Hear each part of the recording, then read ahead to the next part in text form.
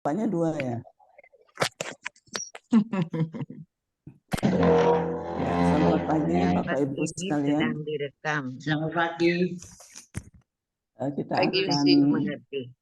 melaksanakan program Dewan PKLU GPIB, yaitu SPMAB via Zoom, dan pagi hari ini adalah hari Sabtu keempat. Selamat pagi dokter. Harapan kami bahwa Bapak Ibu Saudara sudah menyiapkan beberapa pertanyaan yang akan ditanyakan kepada Dr. Tommy. Silakan Bu Yanti.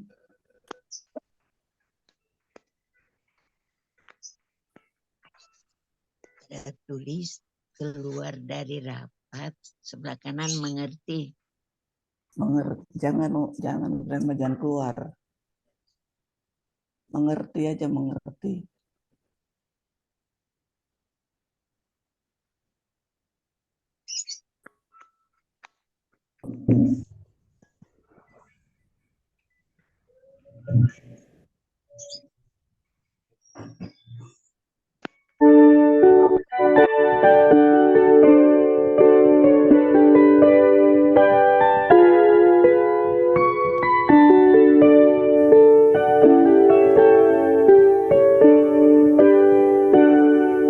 Sampai masa tua, sampai rambutku memutih, Tuhanku menopang dan menjaga diriku. Walaupun tubuhku semakin tak berdaya, tetap ku bahagia, ceria penuh. Hatiku tenang, imanku pun teguh, harapanku bertumbuh, dan kasih pun penuh. Sampai masa tua dan memutih rambutku, Tuhan pasti menggendongku terus.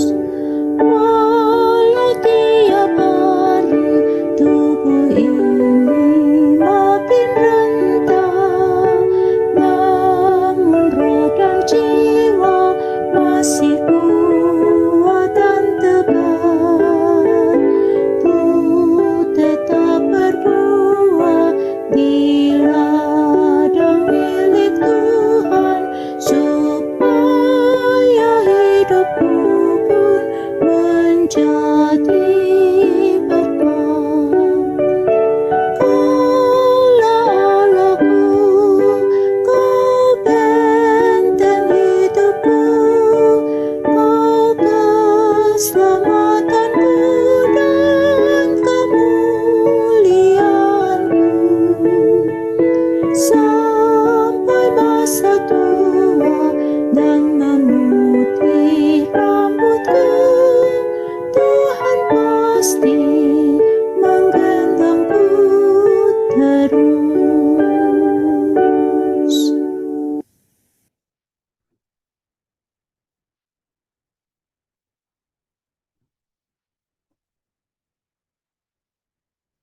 Mari kita berdoa. Allah Bapa di dalam sorga, yang kami kenal dalam Yesus Kristus Tuhan dan Juru Selamat kami. Patutlah kami mengucap syukur kepadamu ya Bapa di pagi hari ini, karena Engkau telah menyertai kami melewati malam yang telah berlalu, dan Engkau telah menjauhkan dan menjaga kami dari segala gangguan, sehingga kami boleh menikmati istirahat di malam hari dengan penuh sukacita. Dan di pagi hari ini, sebelum melanjutkan aktivitas kami mau duduk bersama-sama melalui SPMAB via Zoom. Ini kami akan bertanya kepada Dr. Tommy sekitar kesehatan kami sendiri maupun kesehatan anggota keluarga kami. Mungkin juga ada yang akan kami tanyakan kesehatan dari rekan-rekan sepelainan kami, anggota PKLU. Kami mau menyerahkan program ini dari awal pertengahan sampai selesai hanya ke dalam tangan kasih-Mu. Berkenalan menjauhkan daripada segala gangguan, sehingga kami boleh mengikutinya dengan baik. Dan kami mau berdoa untuk Pak Tommy, Ibu Hilda, dan juga Ibu Yanti yang akan menjadi host di program ini. Kiranya Engkau juga memberkatinya. Terima kasih ya Bapa dalam surga. Inilah syukur permohonan yang kami panjatkan hanya di dalam nama Yesus Kristus Tuhan kami. Amin.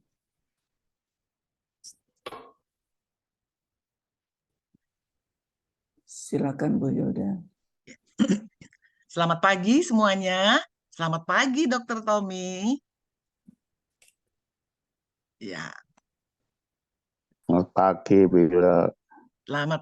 selamat pagi semua. Nah, sebelum kita bertanya kepada Dr. Tommy, saya melihat lagi 2 minggu yang lalu.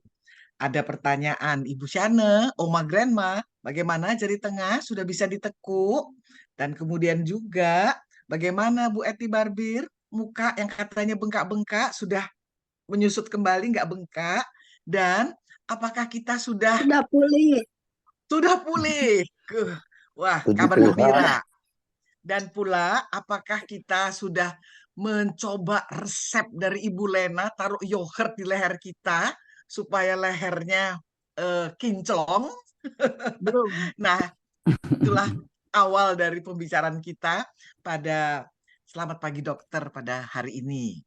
Mari, Bro and Sis, mari ibu-ibu, bapak-bapak, bila ada pertanyaan, silahkan. Silahkan, ada? Ibu Lena masih tetap terus ya, Ibu Lena, tak pakai yogurtnya ya. Tuh, coba lihat itu. Ya, jadi kita ingin bertanya, Ibu Shane, Oma, Grandma, bagaimana Ya. jarinya? Sudah bisa ditekuk? Hari itu juga ke kontrol di dokter tulang. Langsung diberi 2 alternatif. Dioperasi atau disuntik. Saya pilih disuntik. Ya. Jadi tapi belum langsung pulih. Sekitar ya seminggu baru pulih. Dan puji Tuhan, terima kasih. Saya tetap menjalankan advice dari Dokter Tommy. Nah, Dan semuanya. puji Tuhan. Bagaimana Dokter Tommy? Ada komentar? Dokter Tommy kok suaranya nggak kedengaran ya?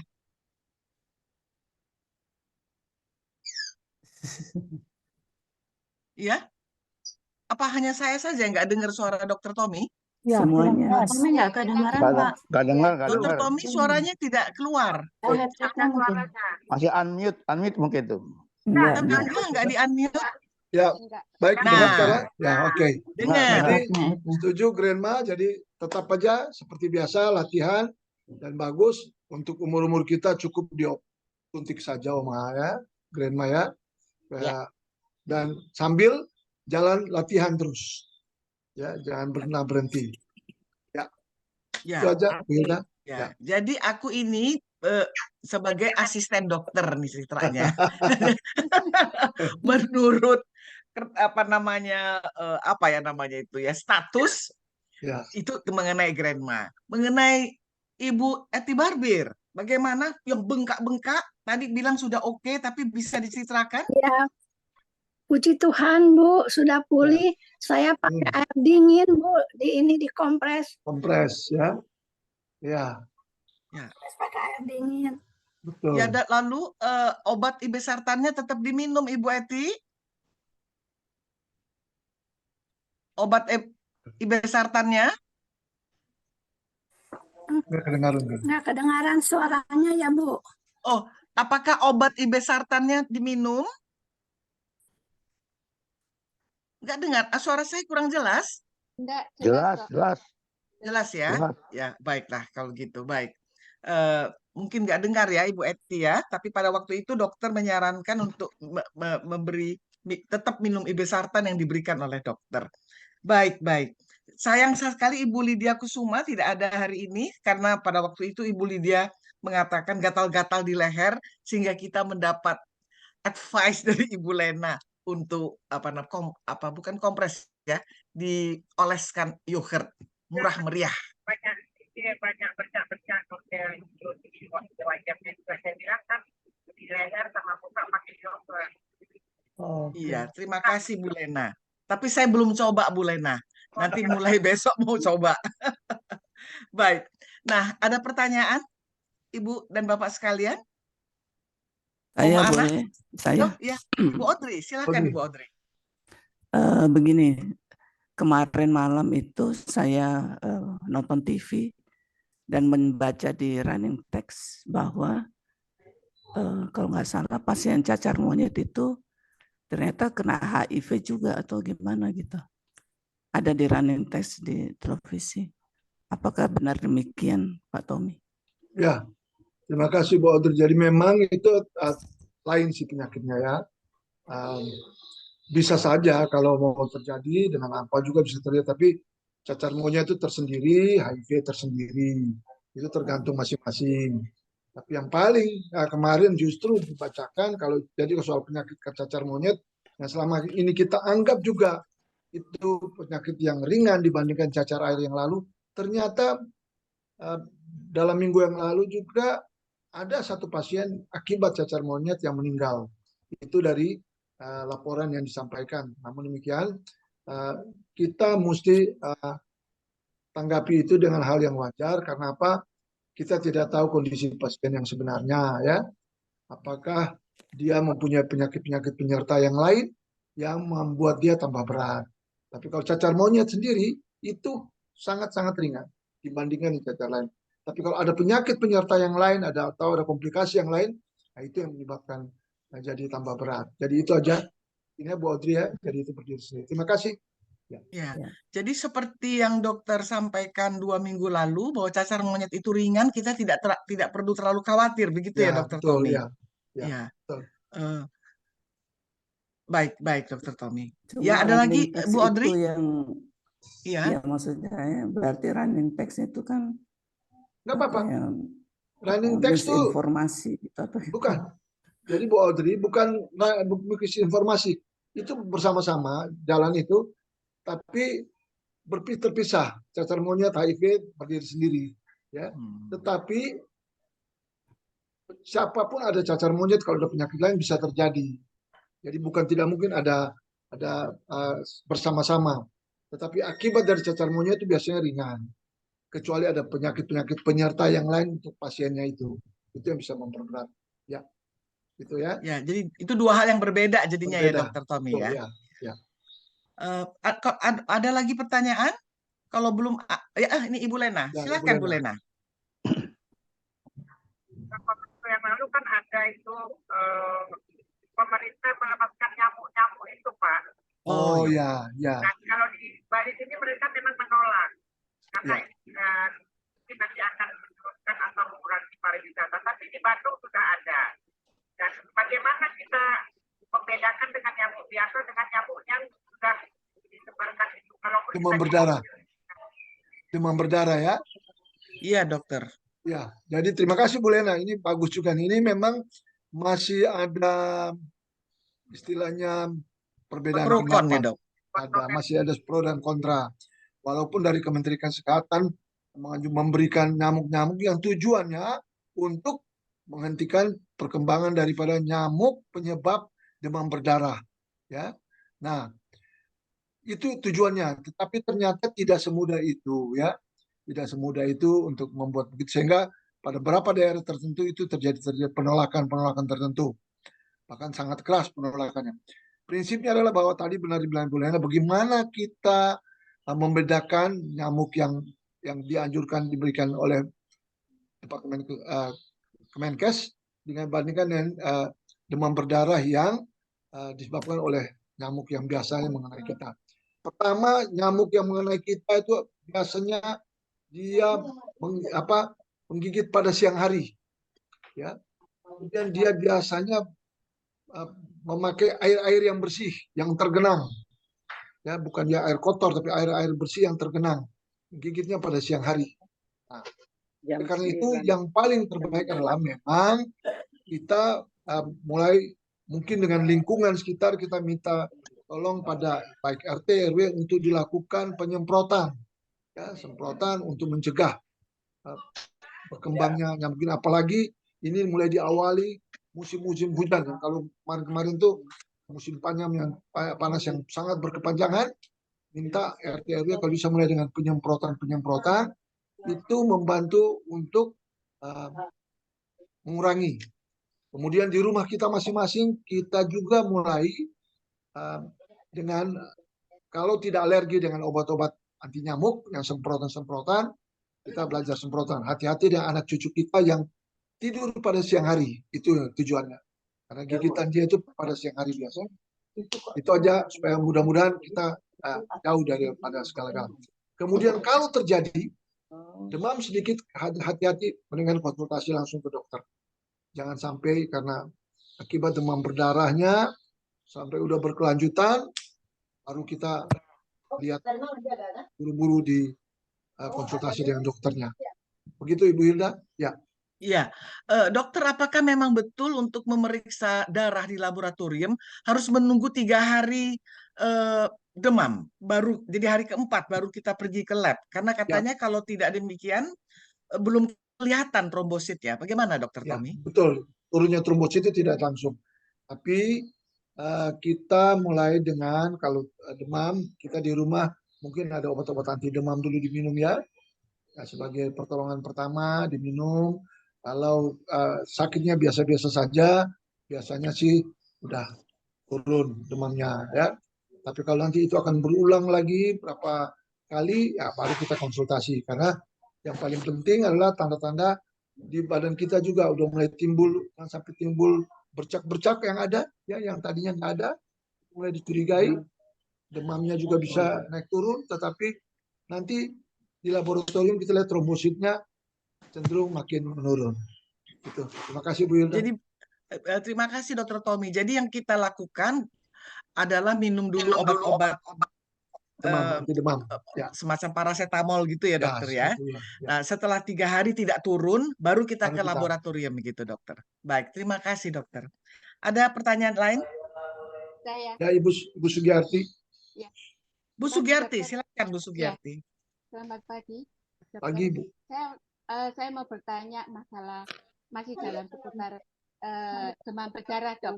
Misalkan satu keluarga ada terjangkit demam berdarah. Ya. Seandainya ada nyamuk biasa yang menggigit, itu apakah bisa membawa virusnya ke orang lain? Nyamuk itu Ya, terima kasih. Ya. Silakan dok. Jadi ya Ibu Sugiyarti, untuk jamuk demam berdarah itu khusus. Itu khusus ya. Nyamuknya khusus dan nyamuk yang biasa tidak akan bisa. Karena dia akan menggigit dulu orang, kemudian dia menyerap darah orang, ya, baru dia pindahkan. Ya, itu yang pasti. Jadi tidak semua nyamuk. Oleh karena itu Kemenkes mencoba dengan mudah-mudahan bisa berhasil, tapi itu pun masih banyak yang pro dan kontra, diberikan nyamuk-nyamuk sebagai anti untuk nyamuk tersebut. Itu Sugiyarti, jadi berbeda. Ya, makasih. Ya, terima kasih. Itu ya Ibu Sugiyarti ya. Jadi ternyata Dr. Tommy memberitahukan kepada kita, si nyamuk itu mesti gigit dulu pasien DBD. Lalu si nyamuk tersebut menggigit anggota keluarga kita yang lain. Tapi si nyamuk itu karena di badannya sudah ada virus ya Dr. Tommy ya. Ya, betul Bu. Ya, betul. Virus itu sudah ada di nyamuk tersebut. Dia memindahkan virus itu ke anggota keluarga kita yang lain. Itu maksudnya dokter Tommy. Ya, betul. Ya. Nah, jadi, kemudian dokter ada saya tambahkan ya. Bu, kita bisa mengenal nyamuk itu nyamuk Aedes ya. Itu nyamuk itu kalau hinggap itu ada lihat bintik-bintik putihnya. Kalau Ada sepintas bintik lalu putih ya dok? ya Oh, nyamuk itu. Aja. Ya itu Aedes ya khusus tuh. Ya, Oke, makasih. ya. Cuma ya kita gimana ya dokter ya, Ya, lihat karena biasanya begitu dia udah hinggap di tangan kita kan nggak lihat-lihat terus ya dokter ya. ya. Memperhatikan ada bercak putih atau tidak. Tapi paling Ya. nggak itu salah satu ciri dari nyamuk Aedes penyebab demam berdarah. Ada lagi Ya, pertanyaan? Elizabeth sepertinya Kalau tadi sudah angkat Ibu tangan. Elizabeth. kenapa Bu Lena? Bu Elizabeth itu Oh, mana? Bu Bu Elizabeth, Ibu Elizabeth Elizabeth, Cirebon. Silahkan Bu. Tapi tolong Bu, masih masih unmute, unmute. Bu. Unmute, Bu. Di mute Bu. Soalnya Ya. lagi ada yang dimasak di belakang. Iya, Pak, Oh, selamat pagi. Pantesan harum baunya Oh dan sampai itu sini. doa pagi ada yang mau bikin apa itu es puding atau apa? Iya, selamat Oh, pagi. Dokter, pagi. selamat pagi semua. Jadi begini dokter, ini kan dengan cuaca panas, saya tuh 3 hari lalu ya, pulang dari Senayan, waktu pulang itu kan kehujanan, Ya, hujan besar. Nah ya, sampai di Cirebon jam 1 malam besoknya itu, kalau udara panas sekali, tahu-tahu gatel semua di dada aja, di dada sama di tangan. Gatel sekali seperti apa ya? Yang keringat hanya Jangan pada jarak. waktu keringatan, ya. Nah, nanti kalau sudah ada keringatan cepat-cepat dilap, dia hilang. Akhirnya kan saya minum itu jamu yang pahit-pahit dulu. Belum berobat, minum yang pahit. Tapi kok nggak langsung hilang. Akhirnya saya berobat kemarin, kan takut kalau apa-apa, tapi ternyata langsung sembuh. Ya. Nah, itu hanya pertanyaannya, apa karena satu memang cuaca waktu itu panas, apa juga kondisi saya mungkin kurang fit, jadi pada udara panas begitu saya nggak tahan dokter, itu Ya. aja. Gimana Makasih. dok? Ya Bu Elizabeth yang mesti hati-hati berpulang dari Jakarta, kemudian dalam perjalanan sekian jam sampai Cirebon, di Jakarta juga mulai dari yang mungkin ya Banyak satu orang. betul alergi, bisa debu dan segala macam bisa terjadi. Jadi betul mungkin dibersihkan. Kalaupun ada minum obat-obat anti alergi bisa kalau ada yang ringan-ringan saja dan banyak dijual tuh boleh. Ya minum jamu sih boleh-boleh saja kalau percaya tapi jangan terlalu kebanyakan gitu. Iya. Tapi kok Iya. mudah-mudahan hilang. Tadi- Biasanya mungkin alergi ya. Saya kira Oh, tadinya alergi. apa masa saya kena gula kan enggak pernah punya. Akhirnya ada hantam yang pahit. Ya. Tapi masih akhirnya saya berobat dapat dari dokter apa ya? Bedak cair ya, tapi ramuan Ya, sendiri dari gosoknya apotek. Iya, akhirnya ya begitu Hilang. kan sembuh. Betul Bu. Baik ya. Puji Tuhan sembuh Ibu Elizabeth, nggak gatal-gatal lagi. Iya. Iya. Kemana?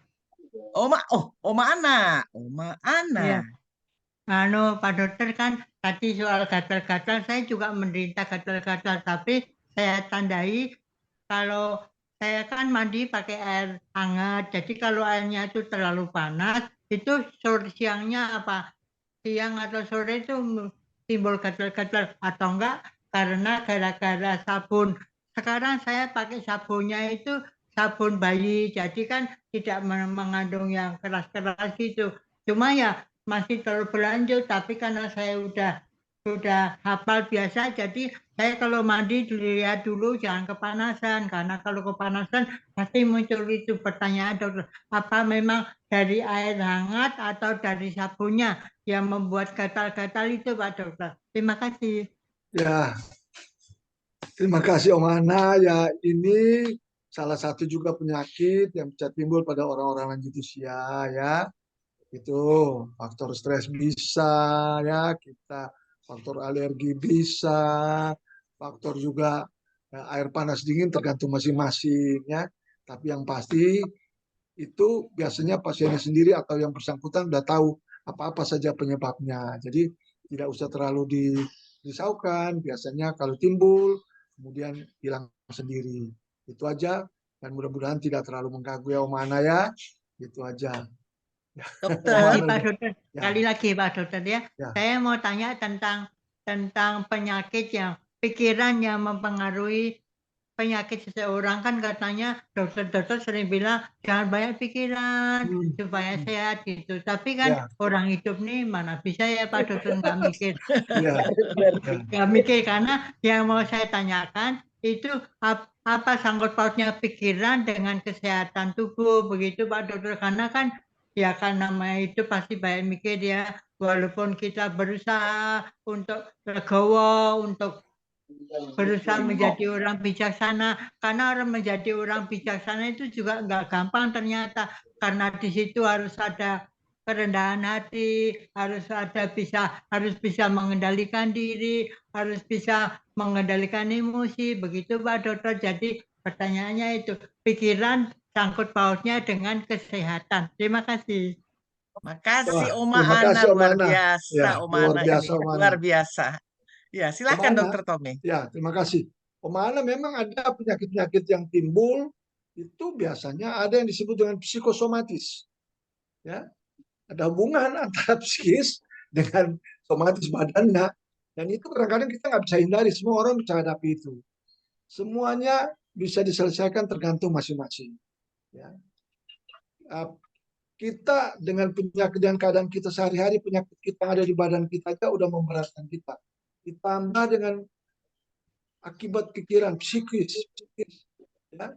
Makanya ada yang disebut dengan para ahli psikologi selalu mengatakan ada sakit-sakit psikosomatis akibat dari psikis kepada somatis untuk badannya dia, karena pemikirannya, beban pikirannya tidak bisa kita hindari karena namanya manusia pasti ada, dan itu bisa hindari kalau kita sendiri yang menghadapinya.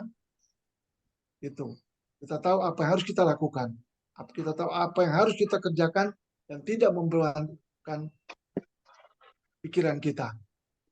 Apalagi pada usia lanjut gini, paling sering. Oleh karena itu pada usia lanjut itu yang paling banyak penyakit-penyakit yang bisa timbul, bisa terjadi.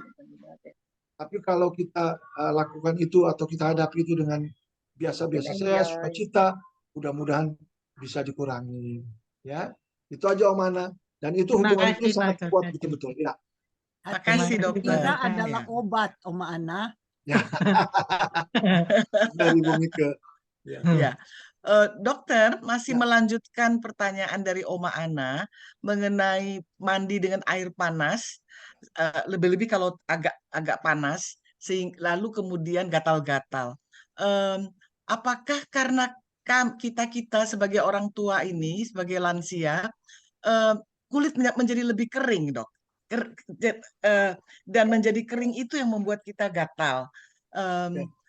Karena memang pelumas di tubuh kita sudah semakin berkurang, sehingga bolehkah kita memakai katakanlah hand and body lotion untuk tubuh kita? Bagaimana Dokter Tommy? Ya, terima kasih Bu Hilda. Jadi kalau soal suhu dari air yang kita mandi, ya tentunya hangat-hangat ya. Itu tergantung kebiasaan kita. Tergantung kebiasaan. Kedua, tergantung kulit kita juga. Benar tadi bilang Ibu Hilda bahwa kulit kita tuh kolagennya tuh ya itu udah jauh berkurang, sehingga kita lihat bahwa wajar kalau kita temukan pada umur-umur tertentu kulit kita mulai tampak berkeriput ya. Dan yang paling ada gampang sekali atau pada orang-orang tertentu di lanjut usia gampang sekali kita menghadapi apa yang disebut dengan tadi kulitnya sering gatal-gatal, dan itu termasuk penyakit-penyakit yang bisa kita temukan pada orang lanjut usia karena kulit itu mulai sangat sensitif dengan apapun. Dia mulai yang tadinya kita masih bisa bertahan, tapi dengan perubahan suhu aja udah mulai bisa terjadi gatal. Kemudian apalagi dengan adanya benda-benda sekitar debu dan segala macam, itu makin membuat kita makin sensitif terhadap keluhan baik itu gatal atau apapun kita. Itu Bu Hilda. Ya. Iya, jadi pemakaian hand and body lotion itu sangat boleh dianjurkan.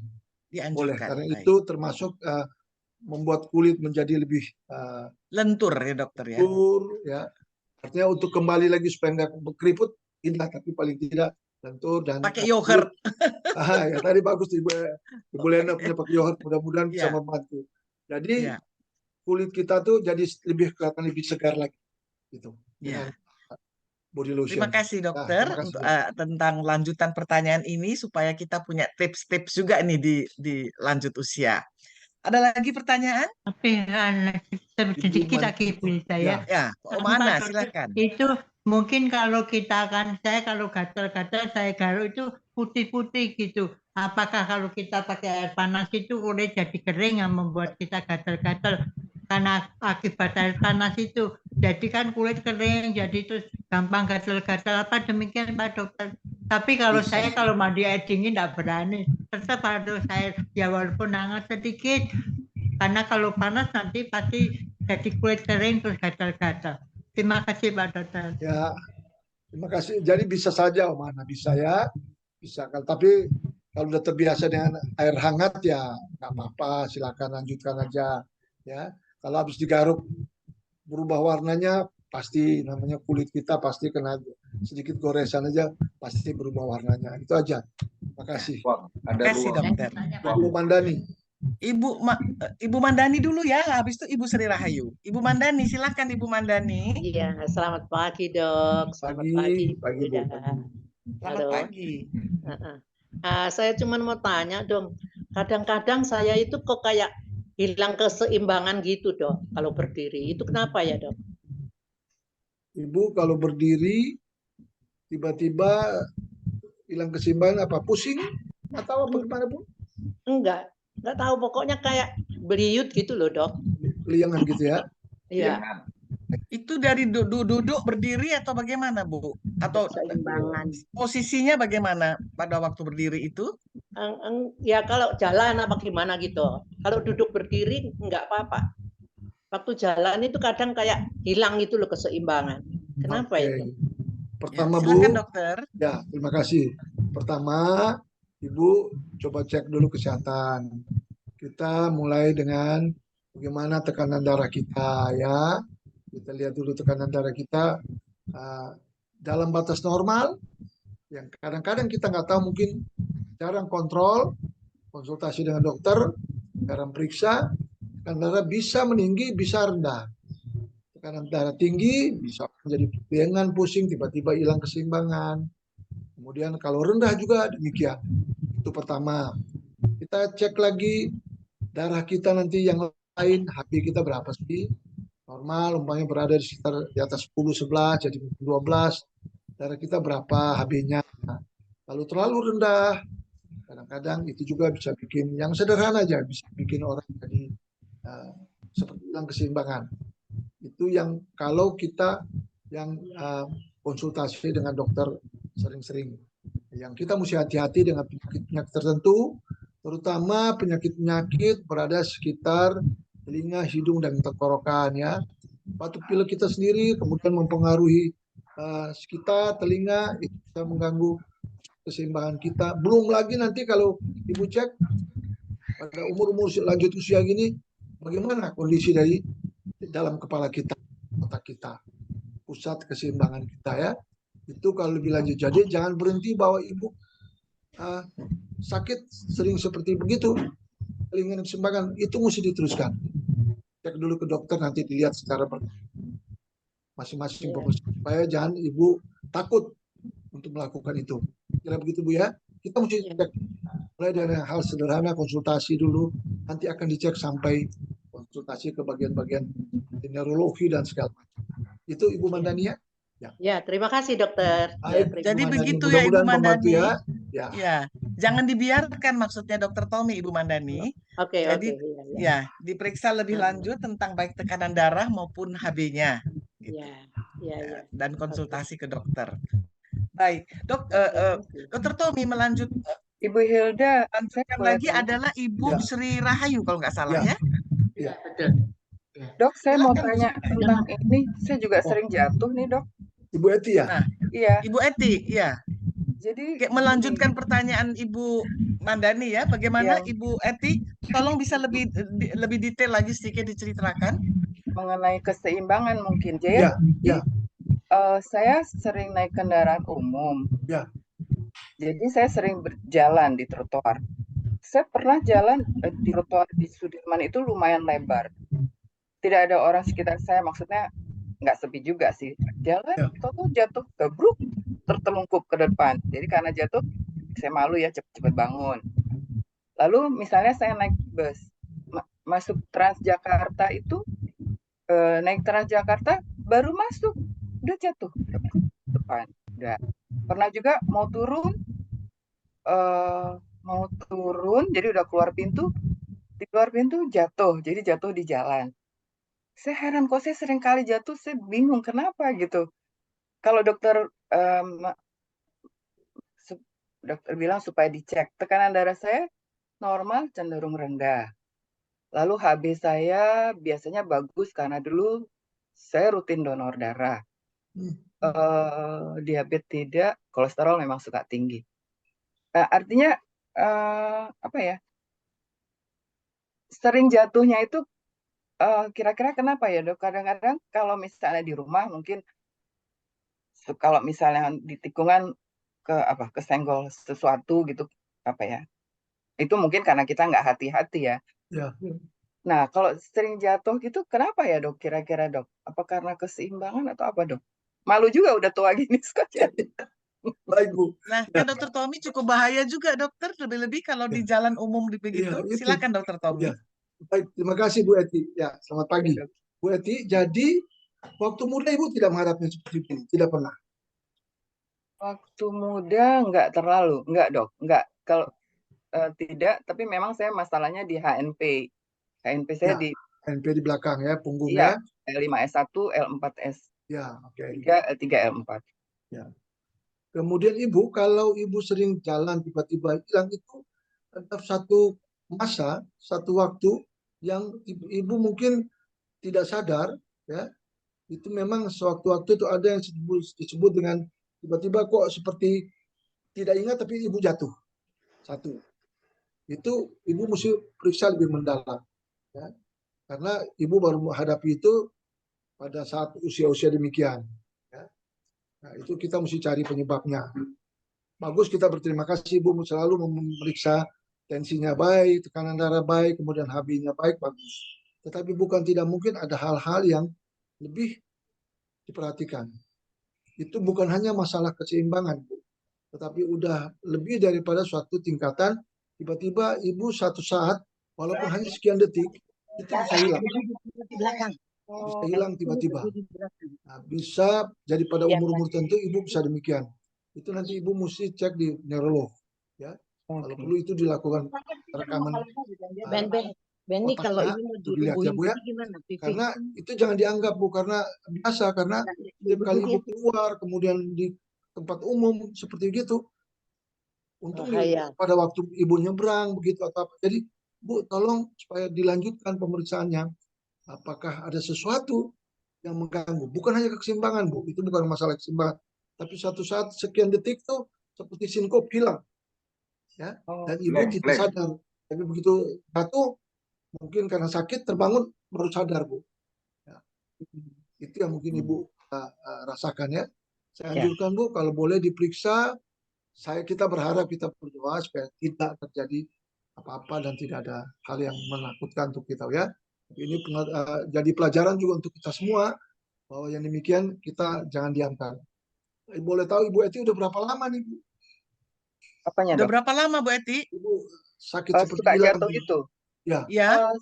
Saya pernah juga jatuh itu sebelum pandemi. Tante Hilda tahu Nancy Poyoh ya. Saya dulu pulang bareng-bareng keluar dari halte Arion.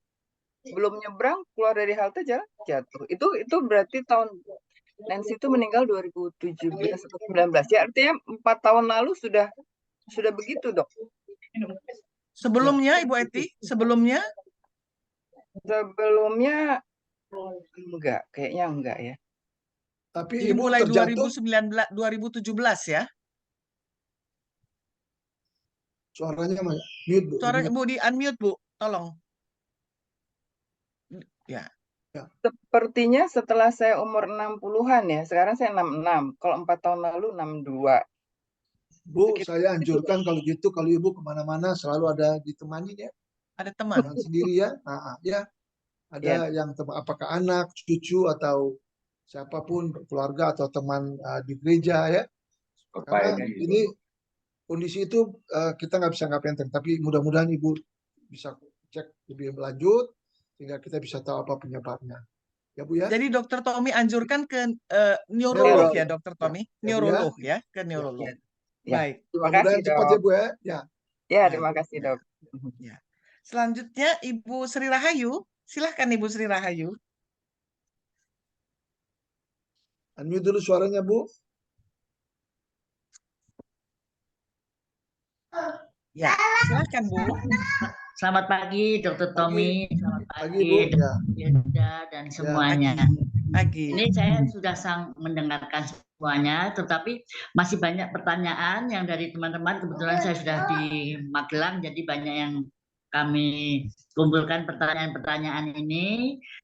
Pertama, sudah pernah ditanyakan juga tentang lutut yang pegel-pegel dan susah untuk jalan.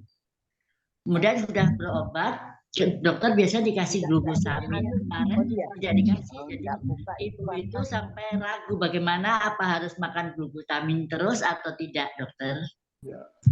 Ya, itu ada beberapa ibu yang begitu. Kemudian ibu-ibu yang tensinya rata-rata 150, 170, kemudian makan amlodipin terus, kemarin gatel-gatel di tangan, hanya di tangan sampai leher sini. Kemudian di stop coba berapa hari, agak berkurang. Itu bagaimana terusnya dengan obat itu. Kemudian Bapak suaminya sering, kan tensinya juga sering tinggi, 170, 150, tiba-tiba 10 sampai 200 kadang-kadang, itu tidak terasa apa-apa. Sudah makan obat, makan timun, makan apa, masih segitu. Tapi dia tidak merasa pusing. Itu dari bagaimana dokter? Mau pertanyaan ini bisa jawab nanti pas kita kumpul PPSDI, biasanya kami sosialisasikan. Nah ini kemarin saya sampaikan untuk bisa via Zoom, kita teruskan melalui Zoom ini. Mohon ya, pertanyaan ini bisa Pak Dokter sampaikan pada kami. Terima kasih Pak Dokter. Kemudian yang gatal-gatal tadi, banyak yang gatal-gatal. Saya coba gatal-gatal ini hanya mungkin tapi tidak sama. Saya gatal merah-merah. Saya pernah ada yang menyampaikan dikasih Pepsodent. Dan itu saya coba juga ada tertolong. Terima kasih Pak Dr. Tommy. Silakan Dr. Tommy. Ya Ibu, jadi mengenai amlodipin ya secara garis besar, artinya kalau betul memang obat antihipertensi, obat-obat antihipertensi harus minum selanjutnya. Tapi kalau sudah ada efek sampingan, Ibu mendingan kembali ke dokternya untuk diberitahukan dan mungkin dokternya akan mengganti obat-obat yang lain yang tentunya mempunyai efek tidak ada efek apa-apa selain untuk menurunkan tekanan darah. Itu dulu ya Bu ya. Jadi harus mungkin diganti, udah waktunya mesti diganti obat-obat ya itu. Kemudian sakit di lutut, saya selalu katakan bahwa sakit di lutut itu pada orang-orang lanjut usia itu salah satu yang sering ditemukan. Terutama kita lihat berat badan kita ya, berat badan kita. Kalau bagi yang mereka yang sakit badannya terlalu gemuk atau obesitas, itu biasanya karena beban berat badan kita ditumpukan pada lutut sehingga sakit. Tapi kalau badannya biasa-biasa saja tapi sakit, itu yang disebut dengan suatu gejala-gejala disebut osteoartritis pada sekitar lutut. Karena terutama pada wanita ya, itu biasanya banyak jalan atau segala macam ya, itu menyebabkan sakit di lutut. Kita makan obat-obatan seperti glukosamin dan segala macam pasti punya efek samping. terlalu banyak juga kita hati-hati di lambung. Tadi bilang sakit lambung, sakit mah, itu mesti dicegah. Oleh karena itu obat-obat gitu jangan dimakan. Kita tahu bahwa pada umur-umur lanjut mulai terjadinya pengeroposan dari tulang, termasuk di lutut, ya, di sendi-sendi. Jadi kita makan pun obat itu bukan berarti bahwa langsung terisi tulang kita. Memang udah waktunya. Ya. Paling bisa kalau sekali-sekali saja, tapi kalau keterusan nanti ada efek samping tertentu, ya. Jadi hati-hati juga dengan makan obat-obat glukosamin yang dikasih itu, ya. Paling bagus tergantung dari makanan kita sehari-hari yang mengandung cukup vitamin-vitamin yang membantu, ya, tapi tidak ada efek pada lambung, ya, itu yang selalu. Jadi pada sakit lutut itu tidak gampang pada orang lanjut usia. Selain daripada pengeroposan, kemudian dari berat badan, belum lagi dengan kehidupan sehari-hari. Itu mungkin Ibu Surayu, ya. Ya. Oh ya, satu lagi Pak Dokter. Ya. Itu ada yang kakinya tumbuh jalu. Itu harus operasi atau bisa makan obat lain atau vitamin gitu? Tumbuh jalu itu apa, Bu? Apa seperti mata ikan? Mata ikan. Kalau bahasa Jawa tumbuh jalu kayak apa, ayam jantan tuh ada jalunya kan yang di kaki. Union mungkin. Tulang yang menonjol, Dokter Tommy.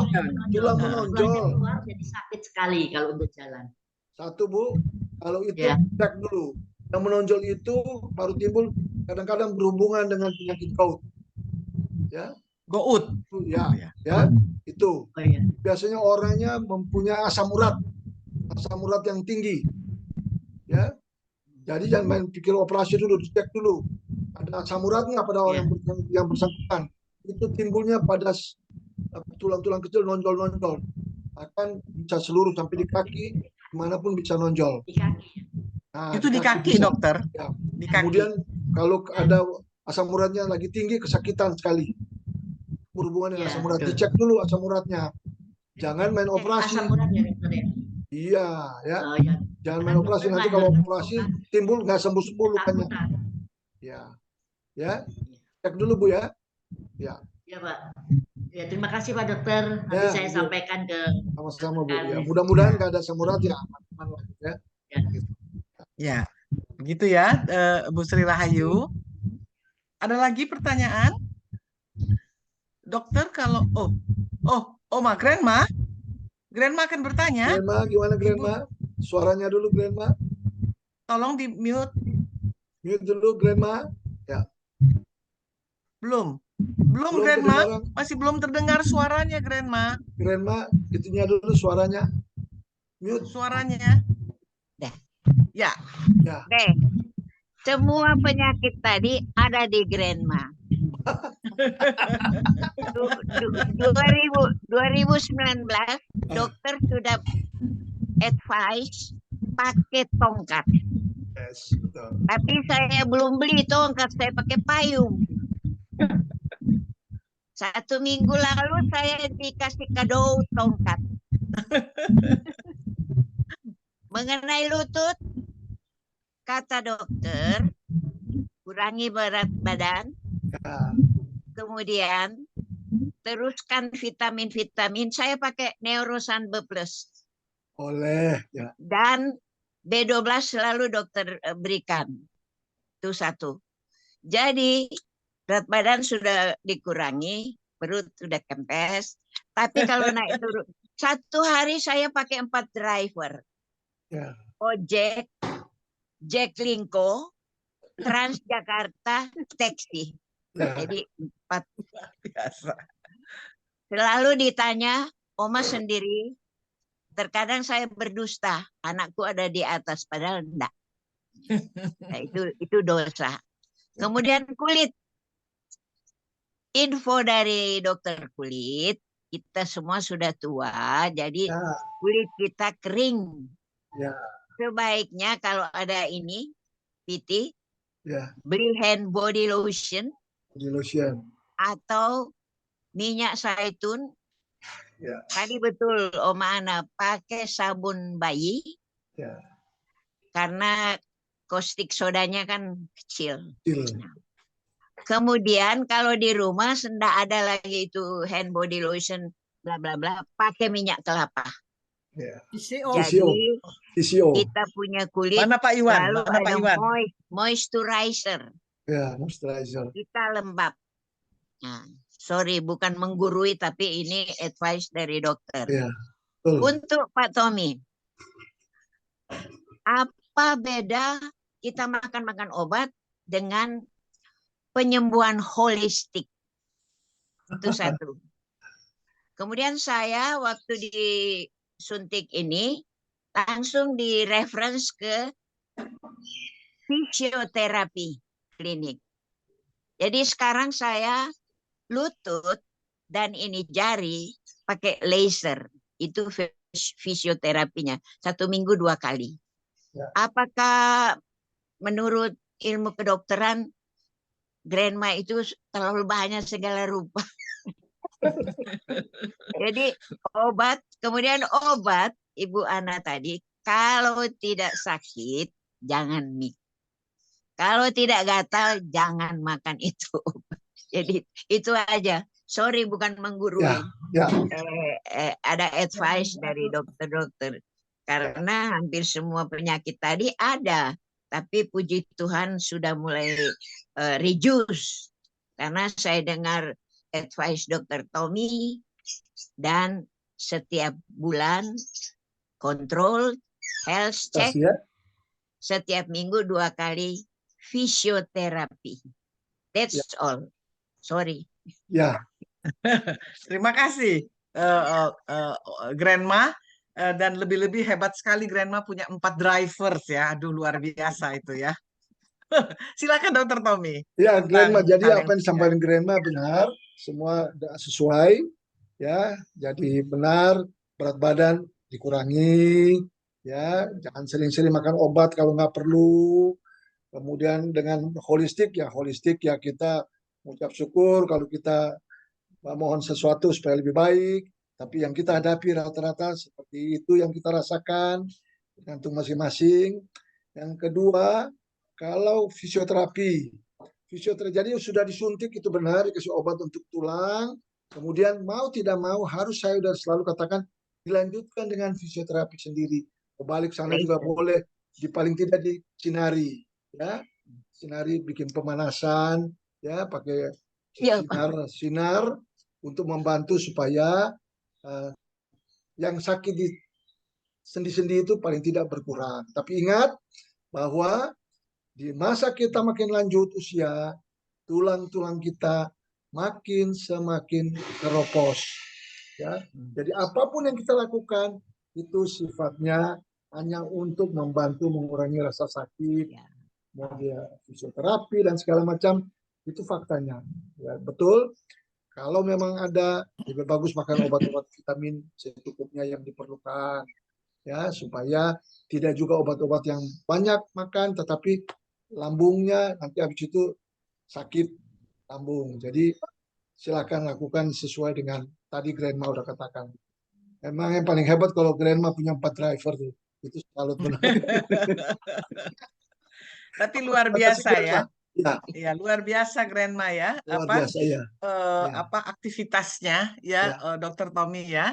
Yang perlu saya cuma anjurkan untuk Grandma kalau jalan kemana-mana mesti ada teman ya. Ya, kita biar gimana pun usia dilanjut usia ini, kita tidak bisa terlalu percaya diri benar, kita nggak boleh terlalu ini lupa. Ya. 82. Itu bisa ada pendampingnya. Ya. Buat teman supaya enggak badusta. Ya. Karena Grandma masih merasa 28 tahun, Dr. Tommy. Ya. 82 itu kan bukan segala-galanya, Grandma. Luar biasa. Itu kan umur Tuhan kasih, tapi kita mesti ada teman yang selalu bersama-sama. Karena apapun yang kejadian di tengah jalan kita nggak pernah tahu. Tadi seperti Ibu Eti ya, tiba-tiba jatuh, beliau nggak pernah pengen demikian, tapi faktanya itu yang terjadi. Jadi kalau ada teman, ada. Nah, kita bersyukur kalau ada yang kenal, tapi kalau nggak ada, kasihan ya. Jadi itu semua bisa terjadi. Baik ya. Ya, terima kasih Grandma. Grandma Terima kasih Grandma. sudah juga berbagi apa yang sudah Sama-sama. Grandma alami. Ya. Terima kasih. Makanya Grandma kelihatan langsing.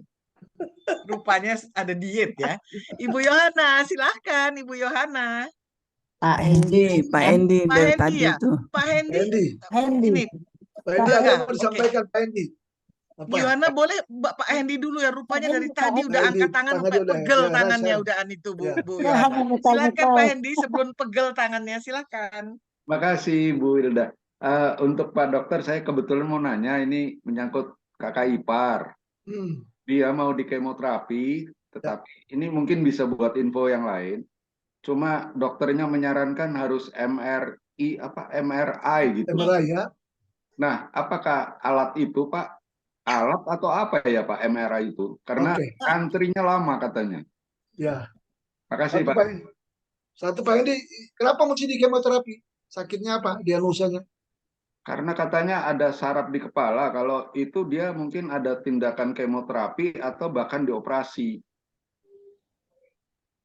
Penyumbangan Kalau atau apa gini, gitu, nggak ngerti Pak. Gini, Di saraf kalau kepala. ada sesuatu di kepala, kita anggap saja kita mesti tentukan. Makanya kenapa dilakukan pemeriksaan MRI? Pemeriksaan MRI itu untuk kepala dan otak untuk memeriksa apakah jaringan di otak itu terdapat hal-hal yang mencurigakan. Apakah ditemukan tumor, ya itu pertama. Atau apakah ditemukan pembuluh darah di sekitar situ yang melebar, itu juga bisa ditemukan. Ya. Jadi pertama tujuan MRI untuk menegakkan diagnosa pasti dulu. Ya. Jadi MRI itu sebagai pemeriksaan penunjang dengan memakai alat seperti alat ronsen ya, gitu. Jadi kalau itu sudah ada, baru kita bisa tentukan apakah masih mungkin dioperasi atau tidak, apakah bermanfaat kemoterapinya, ya. Jadi kita mesti lihat dulu apa nih. Kalau kita main kemoterapi ternyata karena kita tahu bahwa tumor itu tidak semua tumor ganas. Tumor itu bisa suatu tumor yang jinak, yang tanpa harus memakai kemoterapi. Jadi itu MRI dilakukan sebagai pemeriksaan penunjang, tentukan diagnosanya, ini tumor jenis apa, kemudian baru mereka lihat. Biasanya kalau tumor otak itu dengan MRI bisa kelihatan dia mengarah kemana, ganas atau tidak. Sama dipikirkan. Sehingga kemoterapi itu bermanfaat atau tidak. Tidak semua kemoterapi bermanfaat untuk penyakit tertentu ya. Kalau terlalu besar harus diangkat dulu, kecilkan dulu baru dilanjutkan. Itu Pak Hendra untuk iparnya ya. Itu aja. Kita nggak tahu diagnosa di Maya Bekasi Barat Pak. Ya, saya ngerti bisa. Tapi jangan main kemoterapi kalau belum tahu diagnosa pasti.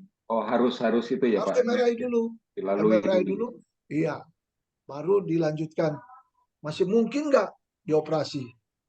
Ya, kalau kecil mungkin dengan kemoterapi. Tapi kalau terlalu besar, kemoterapi nggak akan bakal tembus, nggak ada gunanya dengan obat-obatan itu ya. Bahkan mempengaruhi jaringan yang lain. Itu Pak Hendi. Ya. Terima kasih. Semoga jadi informasi buat yang lain juga. Ya, oke. Ya, Ibu Bapak sekalian, kita sudah jam 7 lebih. Tadi Ibu Yohana kali pesan. Ya. Ya, bagaimana Dokter Tommy? Tadi, udah, nggak ada lagi. Oke. Ya, ada lagi kan sudah semua. Kalau misalnya masih ada lagi, sudah cukup kita Yang pagi ini. tadi, Johanna Ibu Yohana, iya kenapa Ibu Yohana? Lagi metal-metal dengan si Grandma dan si ya. Baik, Ibu dan Bapak sekalian, kita sudah pukul 7 lebih. Mungkin ada juga yang lain-lain berkegiatan di jemaat masing-masing. Terima kasih atas semua pertanyaannya. Dan apa yang disampaikan oleh Dr. Tommy, tolong dilanjutkan kalau memang sangat memerlukan bantuan dari dokter dan konsultasi dengan dokter, silahkan segera konsultasi, antara lain ya Ibu Eti tadi, ya Dr. Tommy, yang sudah menyarankan segera harus ke neurolog untuk berkonsultasi, dan juga siapa lagi ya, terutama itu, dan juga Ibu Mandani. Ibu Mandani juga tadi ya, Ya, Ibu memberitahukan tentang Mandani.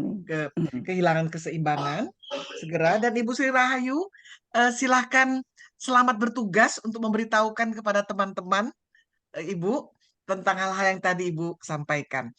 Dengan demikian, Ibu dan Bapak, kita bertemu lagi 2 minggu dalam Selamat Pagi Dr. Tommy. Terima kasih semuanya.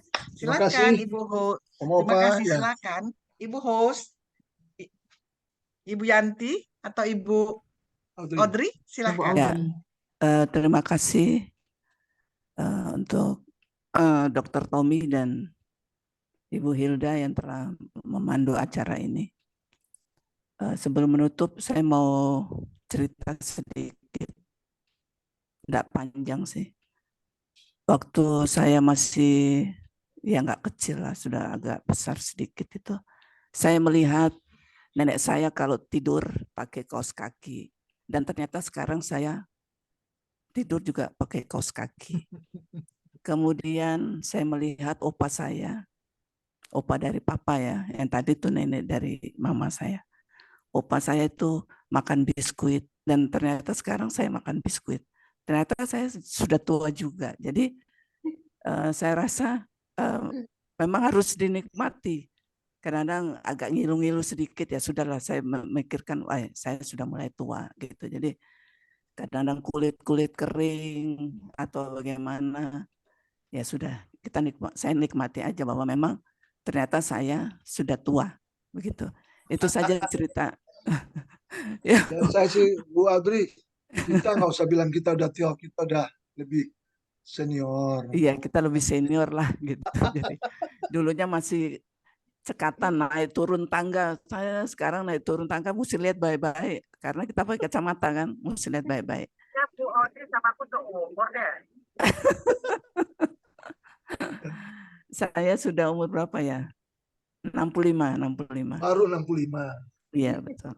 Karena ibunya Pak Tommy sudah mau 98 ya Pak Tommy ya? Mau 97. Oh, mau 97. Ya. Luar biasa. Pak Tommy masih punya ibu. Ya, baik. Sebelum kita berpisah, mari bersatu di dalam doa. Bapa di dalam sorga, kami berterima kasih kepadamu karena selama hampir 1 jam Engkau telah menyertai kami mengikuti program Selamat Pagi Dokter. Kami telah berbincang-bincang di seputar kesehatan kami masing-masing, baik itu melalui pengalaman kami sebagai yang sedang sakit maupun dari rekan-rekan kami yang sedang sakit. Kami berterima kasih kepadamu karena melalui Ibu Lena, Ibu Sugiyarti, Ibu Elizabeth, Om Ana, Ibu Mandani, Ibu Sri Rahayu, Ibu Eti, Ibu dan juga Grandma, kami telah juga Pak Endi TPU, kami telah bersama-sama mengetahui dan diperkaya dengan pengetahuan seputar kesehatan dan juga bagaimana mengatasinya.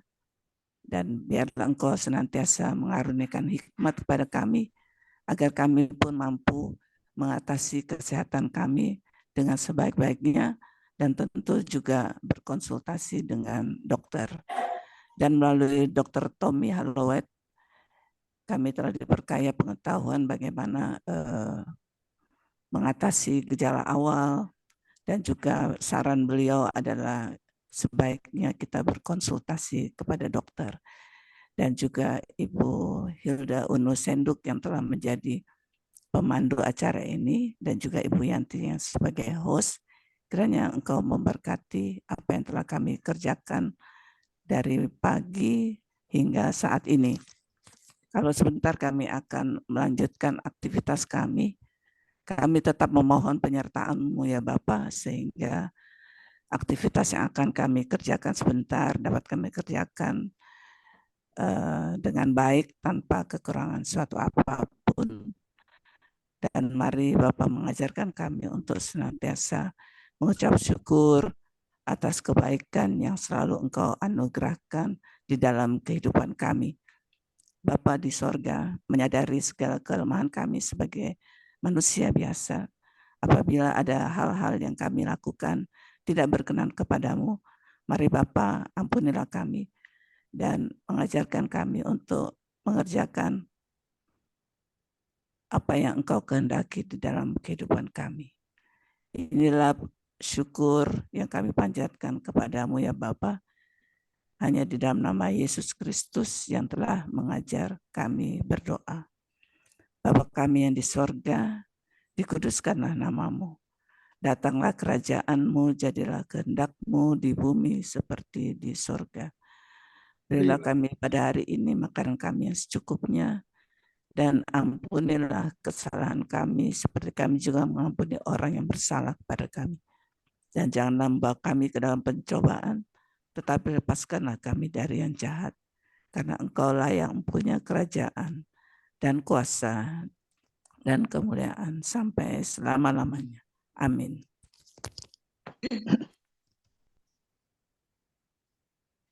Terima kasih Bu Audrey doanya. Baik Bapak Ibu semuanya, kita foto dulu. Foto yang cantik dan ganteng. Ada yang belum Pado ganteng ini pagi. Selamat pagi Pado. Evan Ate, Bapak Evan Ate belum buka kamera. Kayaknya dia ikut Ibu Yanti. Oh ya. Pak Freddy, selamat pagi Pak Freddy. Selamat pagi semuanya Pak Hendy. Mana Pak Freddy? Bapak Ibu. Wah, Pak Freddy itu paling semangat Pak Freddy. semangat dan apa? Kita foto ya. Beberapa Kita waktu yang berfoto lalu kan dulu. kasih tips-tips hidup sehat, Pak Iya. Freddy. 1, 2, 3. Oh sebentar.